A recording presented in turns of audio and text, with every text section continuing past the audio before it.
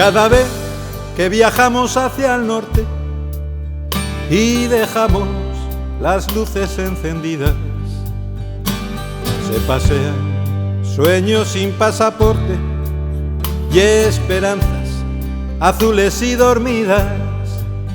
Recogimos la paz de los pantanos, aprendimos sin libros ni pizarras la ternura salada de las manos y los miedos callados con guitarra. ¿Quién te cerrará los ojos,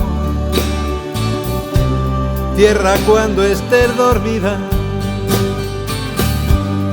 Como esos viejos árboles, suaves como la arcilla.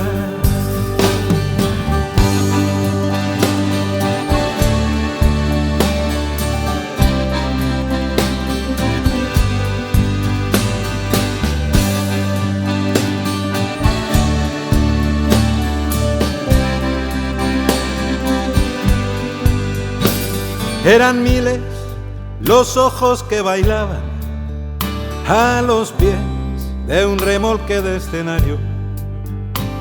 Cada voz que gritaba era una plaza, cada plaza un sueño solidario.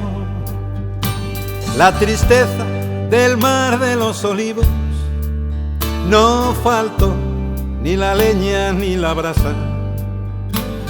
Si nevaba teníamos un amigo, si llovía teníamos una casa. Soy judío, griego, moro, hermana tierra mía.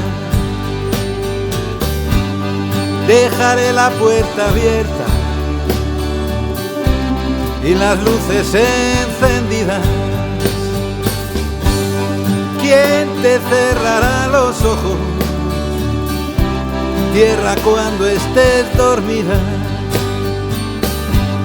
Como esos viejos árboles, suaves como la arcilla. No podrán con mis dioses y mis gentes, jugándose la vida. De noche y soledad precipitada, la tierra compartida.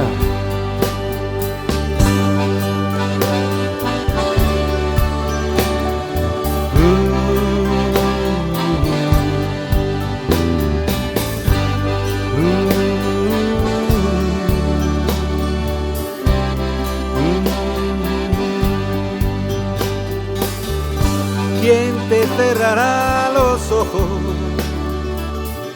tierra, cuando estés dormida? Como esos viejos árboles, suaves como la arcilla.